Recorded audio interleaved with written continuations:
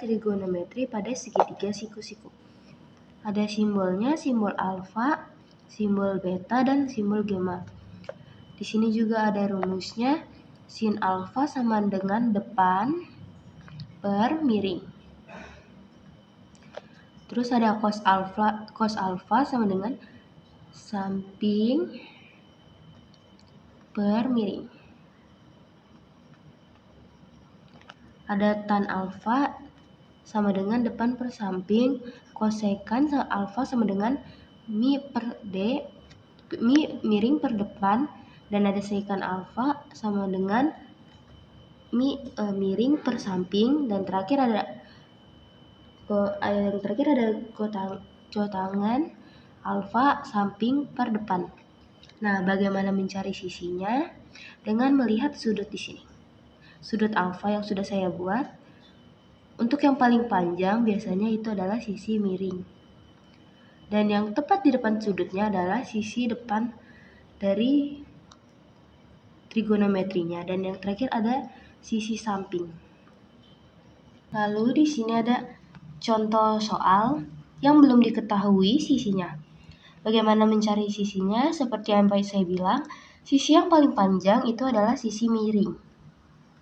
Dan sisi yang di depan sudut itu adalah sisi depan. Dan sisi terakhir adalah sisi samping. Nah, bagaimana mencari miringnya? Itu dengan rumus teorema Pythagoras. Miring sama dengan akar AC kuadrat ditambah BC kuadrat. Karena kita yang ditanya miring, jadi kita taruh di sini miringnya ya, yang menjadi pertanyaannya. Nah, AC-nya itu kita buat akar dulu. AC-nya itu 4 kuadrat ditambah BC-nya 3. Berarti 3 kuadrat. Sama dengan 4 kuadrat itu 16 ditambah 3 kuadrat itu sama dengan 9. Ini berarti tinggal dijumlahkan, 6 ditambah 9 sama dengan akar 25. Akar 16 ditambah 9 itu sama dengan akar 25. Nah, kita kecilkan lagi, berarti akar 25 itu 5. Di sini miringnya kita sudah ketemu, berarti miringnya tuh 5. Nah, kita tinggal taruh seperti yang tadi depan per miring. Depannya 3 dan miringnya sudah kita temui itu miringnya 5. Lalu di cos alfa itu rumusnya samping per miring. Sanya itu 4 dan miringnya itu 5. Tan alfa itu depannya 3 dan sampingnya 4. Semuanya sama ya. Kosekan, sekan, dan kotangan itu kita tinggal lihat dari rumus yang sebelumnya udah dibuat. Di sini saya sudah tulis juga miring 5/4 5/3 miring per depan. Terus ada miring per samping 5/4, dan yang terakhir ada samping per depan. Sampingnya 4 dan depannya 3. Ini adalah contoh soal kedua di mana segitiga siku-sikunya memiliki alfa dan beta. Untuk mencari sisinya sama seperti tadi, yaitu sisi yang paling panjang itu artinya sisi miring. Di sini saya sudah buatkan sisi miring. Yang biru itu alfa, yang merah itu beta. Terus pertama kita mencari sisi alfa dulu. Sisi yang paling panjang itu miring, dan kita mencari di depannya. Dan ini adalah sisi depan dari alfa. Dan terakhir ada sisi samping. Lalu di beta kita mencari sisi miringnya. Sisi miringnya itu ada di sama seperti alfa karena ini adalah sisi paling panjang dan tepat di depan beta itu ada di samping alfa, yaitu ini. Dan terakhir adalah sisi samping. Nah, untuk pengerjaannya sendiri sama seperti contoh soal yang pertama, yaitu dengan teorema Pythagoras. Di sini yang tidak diketahui adalah sisi samping alfa dan sisi depan beta. Berarti kita pakai titiknya dulu, pakai titiknya saja. Berarti sama dengan AC. Karena BC-nya dan AB-nya sudah AB dan BC-nya sudah diketahui, maka kita tulisnya seperti ini. AB kuadrat dikurang BC kuadrat.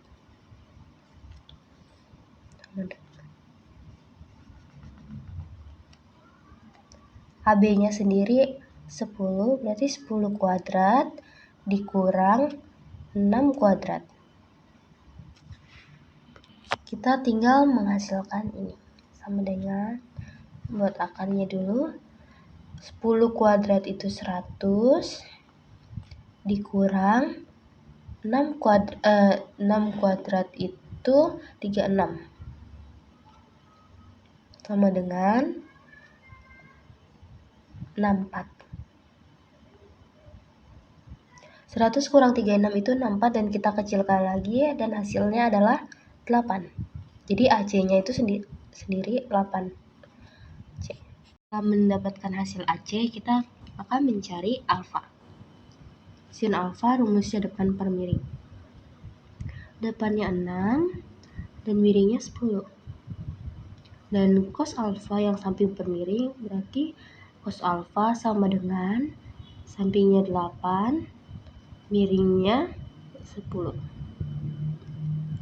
Lalu depan tan alfa itu depan 6 per samping 8. Dan kosekan alfa yang sama dengan mi per depan miring per depan sama dengan miringnya 10, depannya 6.